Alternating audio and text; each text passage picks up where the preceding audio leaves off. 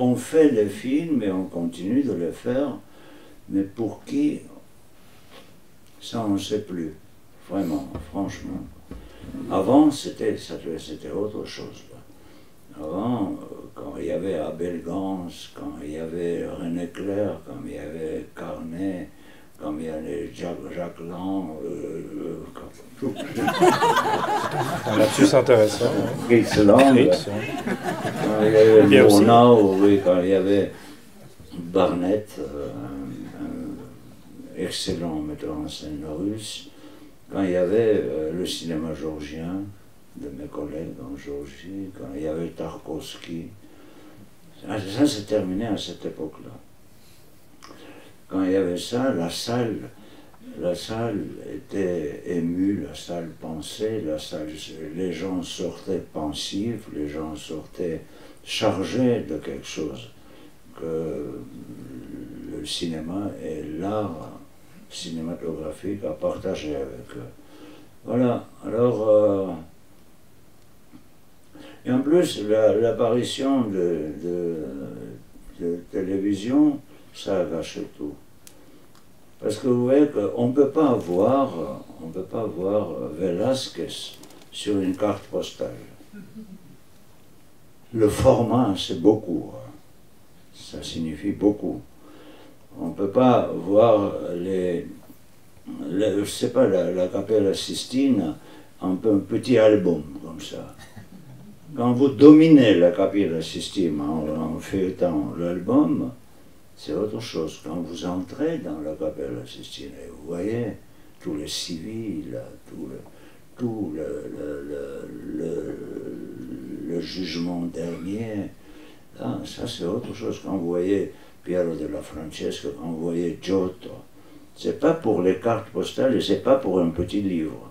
La télévision, c'est un petit livre où vous dominez, vous pouvez bouffer votre chocolat, vous pouvez boire du thé, ou vous pouvez boire de l'alcool, vous pouvez fumer, sortir à la cuisine, revenir, parce que c'est toujours la même chose, c'est autre chose. Heureusement que c'est la même chose. C'est rare sont les films, je ne sais pas pourquoi, mais chez nous, en France, les films, quelque chose d'intéressant, c'est uniquement la nuit. Mais la nuit, quand ma femme veut dormir et j'allume la télé, ça me gêne, mais c'est là où il montre quelque chose quand même qui est palpable, qui est visionnable, où il y a la pensée, où il y a le travail, où il y a quelque chose là. Maintenant, et en plus, vous savez qu'avec avec ce progrès technique, soi-disant progrès technique, on a maintenant pour le cinéma, pour l'écran, on a 3 types de cadres. 3 sur 4, 1,62, c'est plutôt en France et en Europe, par-ci par-là en Europe. 1,95, 85, c'est les Américains pour faire le western. 1,95, c'est un cadre. Non, c'est long. Parce qu'il faut tirer d'un côté pour tuer un autre. Ça se voit. Alors, si je montre un film en Mexique, ils ne connaissent pas le format 1,66, ils ne connaissent pas. Alors, ils n'ont même pas, parce que 1,66 nécessite d'avoir un objectif spécial. Ils montrent ça sur 1,85. Alors, si j'ai fait tomber quelque chose d'important par terre, et mon personnage doit se pencher pour ramasser, ou s'il marche et il voit quelque chose par terre, il doit le ramasser, on ne voit pas qu'est-ce qu'il a vu. Parce que tout est coupé là. Ou ce sont les têtes qui sont coupées, ou ce sont les pieds. Voilà, ça c'est le format invention, et ça domine. Mais après on est parti à 3D là. 3D, c'est l'image où devant votre nez vole un oiseau. Et vous faites comme ça là. Vous l'attrapez. À quoi ça sert? À rien, parce qu'il n'y a pas de texte. Le texte existait dans le cinéma quand on était au stade de, quand même, au stade de cinéma noir et blanc et sonore. Mais quand ils ont inventé, avant c'était comment? Il y avait un tapeur qui jouait le piano, où il y avait un orchestre, parfois il y avait la musique écrite spécialement pour le film, il y avait dans les grandes salles, il y avait l'orchestre qui accompagnait le film. Après ils ont inventé les disques vinyles qui se branchaient, où l'aiguille se branchait au moment voulu par projectionniste. Projectionniste aussi était un créateur parce que ça se tournait manuellement au début. Où il accélérait, là où il y avait la poursuite, où c'était lyrique, il ralentissait. Voilà. Et après, quand le son est apparu, il mettait l'aiguille au moment où c'était dangereux, la musique était bouleversante, prévoyant le spectateur qu'il va se passer quelque chose. Et à cette époque, avec le vinyle, il aimait beaucoup les grands compositeurs. Par exemple, il aimait beaucoup mettre la musique de Mozart, par exemple, de La Noce de Figaro, où il mettait le Beethoven, oui, la Passionate, parce que ça allait. Tout ça, c'était encore supportable. Et encore, ils ont inventé deux choses qu'on filme, lui de nuque et moi en visage. Après, moi de nuque, lui en visage. De nouveau, lui de nuque, moi en visage. De nouveau, moi de nuque, lui en visage. De nouveau, lui en de nuque, moi en visage. Et comme ça peut durer 10 minutes. Là. Il n'y a pas de cinéma là. Il y a le blabla. Et si vous ne comprenez pas la langue, vous ne comprenez rien. Si vous comprenez la langue, vous pouvez fermer les yeux et pas regarder l'écran parce que ça parle tout le temps. Vous allez tout comprendre. Ça, c'est l'invention que les Français ont parfaitement accepté cette méthode. Je ne peux pas vous dire que les dialogues sont écrits par Molière ou par Quenon, disons. Non, les dialogues, ou par Arnoux, c'est écrit par les faiseurs des dialogues. Et surtout, dans les titres, vous voyez que les dialogues de tel. Comme si les dialogues, c'était de l'or, là. Il n'y a rien là-dedans. C'est pas de poésie, c'est pas de pensée, c'est pas de... Ce n'est pas de... comment vous dire? Ce n'est pas de théâtre. Dans le théâtre, le dialogue a une place, là. Oui, il y a Garcia Lorca, il y a Tchekhov, il y a... que vous dire là, Hamsun, il y a des gens qui par parole, et chaque fois, vous allez voir le même spectacle dans les différents théâtres, vous voyez comment le texte est traité. Ça, c'est pour le texte. Et en plus, c'est un spectacle vivant. Cinéma, malheureusement, les gens que vous prenez, par exemple, le film de Carnet, le Quai des Brumes, oui, il n'y a pratiquement... Jean Gabin n'est plus là. Ça a une valeur abstraite. Maintenant, c'est plus... On ne peut plus dire que, ah, comme il est bon, Jean Gabin, dans tel ou tel film. Non, on voit que Jean Gabin était comme ça. Quand il était jeune, quand il était plus âgé, encore quand il était vieux. C'est intéressant pour, comment vous dire, pour le point de vue d'anthropologie. Mais quand le film a un contenu sérieux et touchant, on oublie que c'est Jean Gabin. on oublie. Moi, par exemple, moi, je pense que le film La Talente, si vous avez vu de Jean Vigo, c'est un film éternel, tout simplement, parce que on ne sait pas où est Dita Parlo, où est l'autre, mais sur quelle carrière ils ont fait. Et ce n'était pas les vedettes de cinéma, c'était les gens simples. Il y avait un seul malin. Hein. C'était, comment il s'appelle? Michel Simon. Michel Simon. Michel Simon qui a joué, moi je pense que peut-être 2-3 rôles dans le cinéma, pas beaucoup. Hein. Voilà. Qu'est-ce que c'était le film avec les... Bon, il y avait les films avec quelqu'un. Il y avait le film avec quelqu'un. Avec quelqu'un, ça signifie que vous contemplez le personnage de ce quelqu'un et vous en foutez de film. Pour ça, moi je préfère ne pas tourner avec les acteurs célèbres parce que c'est dangereux. Ça va démolir votre pensée et ça va démolir votre message, là, si vous voulez.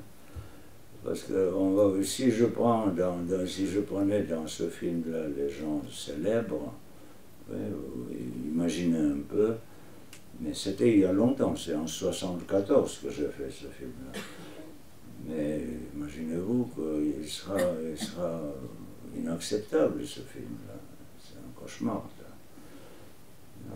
Mais en même temps, il y avait autre chose. Parfois, il y avait des grands maîtres de cinéma comme René Clair, qui aimait beaucoup de filmer avec les gens connus.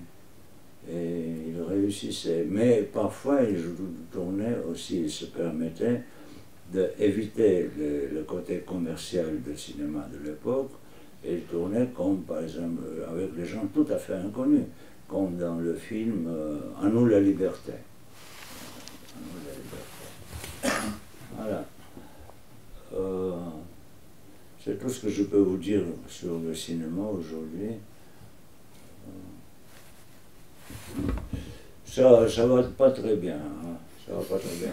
Et heureusement, je reviens à la Cinémathèque, heureusement qu'il y a cette institution ici, par-ci, par-là, il y a dans les autres grandes villes, la Cinémathèque. Quel était l'état de la cinéphilie en Géorgie et quels étaient les films qui étaient accessibles au moment où vous étiez un jeune homme qui commence à s'y intéresser? Bon, la cinéphilie, ne me dites pas, parce qu'à l'époque soviétique, c'était assez difficile. Oui, mais seulement quand j'étais déjà cinéaste, il y avait beaucoup de mes collègues dont les films ne sortaient pas dans les salles. Il y avait ça aussi, il y avait la censure. Et les films ne sortaient pas dans les salles. Mais il y avait, quelqu'un malin a inventé le système de ciné-club, qui s'appelle les ciné-clubs de la Société de la propagande du cinéma soviétique. Ça veut dire que là, il n'y avait que des films interdits. Et comme ça, on avait une belle audience, là. Belle audience, c'était parfait. Mais avant, non, moi, j'étais jamais charmé par le cinéma. Non, parce que je sais pas, dès l'enfant, j'étais très sensible à la mensonge. Là. Ça m'a jamais... Et le cinéma américain non plus, ni Tarzan, ni... Non, ça ne marchait pas. Peut-être j'ai vu 1 ou 2 films. Ah, voilà, ce que j'ai vu, première fois, c'était quand même le premier film de néoréalisme italien. Ça m'a paru un peu quelque chose assez séduisant. Et quand j'ai abandonné la musique parce que ça n'allait pas du tout, la situation dans la musique, il y avait il y avait des oukases de Kremlin critiques vers Shostakovich, vers Prokofiev, vers Miaskovski, là, je ne sais pas quoi, là, c'était un cauchemar, là. Et on ne pouvait, c'était impossible de jouer devant les gens qui écoutent la musique, ni Hindemith, ni Bartók, c'était carrément censuré, même la musique était censurée. Voilà. Sans parler de Stravinsky, c'était carrément interdit. Voilà. Alors il y avait Eugène Onegin de Tchaïkovski. Non, ça c'est autre chose.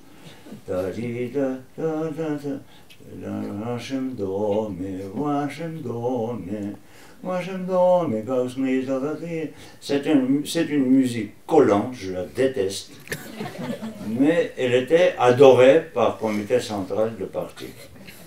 Voilà. Et pour comme ballet, c'était le lac des Cygnes. Et comme distraction par télévision, c'était le patinage en figure. Alors, mais vous savez que malgré tout ça, petit à petit, sont nés les metteurs en scène comme Tchoukhraï, ouais, comme Koulijanov, comme Kalatozov. Petit à petit, comme est né le cinéma georgien, avec Abuladze, Tcheridze, Shengelaya, voilà. Et après sont apparus mes amis Ilya Averbakh, Gleb Pamphilov, Tarkovsky, Parajanov, voilà. Et tout était pas montré, ça continuait toujours ce jeu-là. Tout ce que vous voyez, ça va vous étonner, mais c'était interdit. C'était interdit, je sais pourquoi. Maintenant, je comprends pourquoi. Avant, je ne comprenais pas.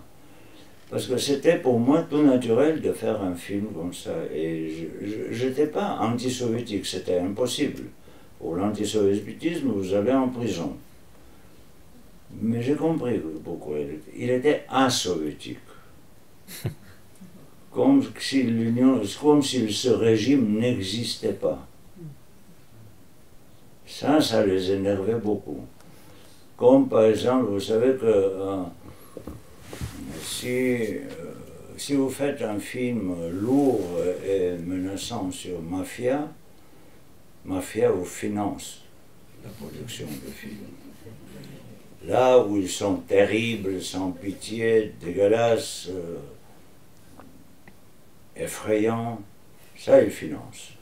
Mais si vous faites la comédie sur Mafia, oh, ça les fâche. Si vous faites une comédie sur KGB, ils vont sauter au plafond, là.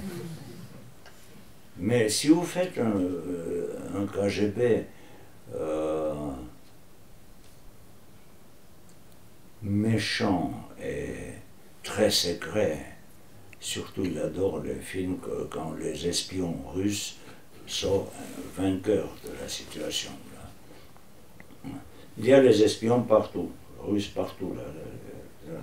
Même excusez-moi, mais notre président, il est ex-KGB. Ça, il faut... Moi, mon pote m'a appelé parce qu'en Géorgie, il y avait les élections récemment et nous, on a élu un philosophe. Il a dit que vous avez élu un philosophe et nous, merde. Voilà. Bon, ben, comme ça, on s'amuse dans le cinéma. Il faut jamais souffrir, il faut jamais... Oui, interdit, mais vous savez que c'était interdit, pas parce que nous, on a lutté ou on a fait quelque chose, des efforts. Nous, on était tout naturel, là. Moi et mes collègues, on voulait faire du cinéma et mettre à l'évidence nos pensées, nos souffrances, nos enchantements de phénomènes de la vie, mais La censure. Vous pensez qu'un censeur, c'est pas un être humain? Vous pensez pas qu'il n'a pas, je dis pas de tous là, il n'y a pas un ou deux, il n'y a pas parmi eux qui ont des démangeaisons de conscience s'ils remplissent leur fonction d'être des chiens de garde. Comme ça, les censeurs, il y avait les censeurs qui estimaient mes collègues, qui leur aidaient par le conseil, parce que leur but était de ne pas étouffer tout, quand même. Ils ne respectaient pas du tout ceux qui obéissaient, qui faisaient tout ce qu'il fallait, là. Parce que le cinéma, il servait, c'était un instrument de la propagande de la mode de vivre dans ce pays de mensonges. L'autre pays de mensonges était exemple pour l'Union soviétique, c'était les États-Unis. L'autre pays de mensonges, quand la guerre était terminée, par dizaines les films allemands étaient projetés sur l'écran de l'Union soviétique. Les films de l'époque de Nazi. Oui. Non, humour, c'est un instrument qui nous soulage un tout petit peu, là. Mais chaque pays se soulage comme il veut. Les Anglais se soulagent autrement.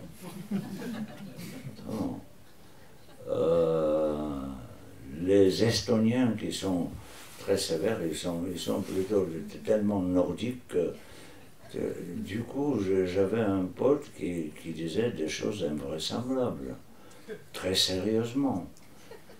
Et il se moquait du monde entier, là, comme ça. Alors, et je suis arrivé, et mon premier producteur, qui est un profiteur, il pensait qu'il va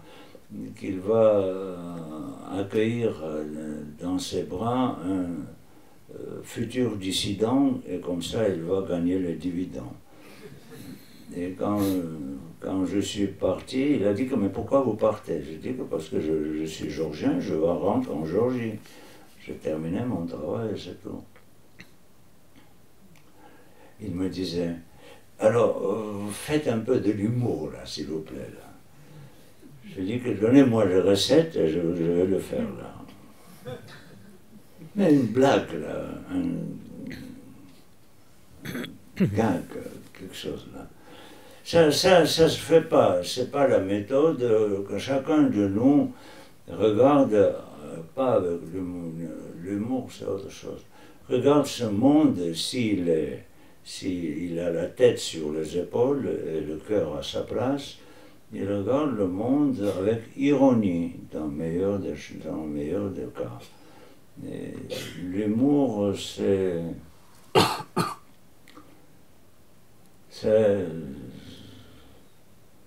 non, ça je sais pas. Il n'y a pas de recette là pour ça. Mais c'est une attitude face au monde et aussi il y a une dimension évidemment critique. On voit vraiment à quel point certaines choses deviennent des cibles d'humour quand vous tournez en Géorgie, et puis vous arrivez en France et vous prenez d'autres cibles comme la marchandisation et des choses comme ça. De manière donc voilà, le regard reste de la satire là. Oui, la satire. Alors, si vous parlez de la satire, vous connaissez. Parlez-nous de la satire. Là. Vous connaissez comment elle était méchante, ce type-là. Alors, l'histoire de la pensée satirique, en Russie notamment. En Russie, rien n'a changé. Depuis Ivan le Terrible jusqu'à nos jours, c'est la même chose, toujours. C'est toujours le pauvre peuple russe, il est écrasé tantôt par les oprichniks qui étaient le service secret d'Ivan le Terrible, après par les obéisseurs Benkerdorf, qui était le policemeister de Nicolas Ier, ont envoyé la noblesse russe en Sibérie pour qu'elle ne proteste pas. La Sibérie, c'était la terre d'accueil de tous les gens corrects. Et en prison, il y avait toujours les gens bons. Voilà. Enfin, je ne parle pas des bandits, et des tueurs et des voleurs, mais si c'était idéologique, ils étaient tous là-bas, en goulag. Là. Alors, en Russie, il y avait apparu un meilleur écrivain, s'il vous plaît, lisez une fois l'histoire d'une ville, Glupov. Glupov, ça veut dire des bêtes. Alors, c'est Saltykov-Shchedrin. Après est apparu Gogol. Gogol. Alors, Gogol, le révisor ou les âmes mortes, peu importe, c'est, aujourd'hui, c'est le tableau de notre vie autour de nous. Rien n'a changé.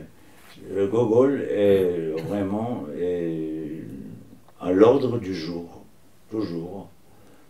Et on le lit avec grand plaisir parce que ça commence à être parabole sur la fantastique idiotie de la vie dans cet immense pays dont la population est colonisée.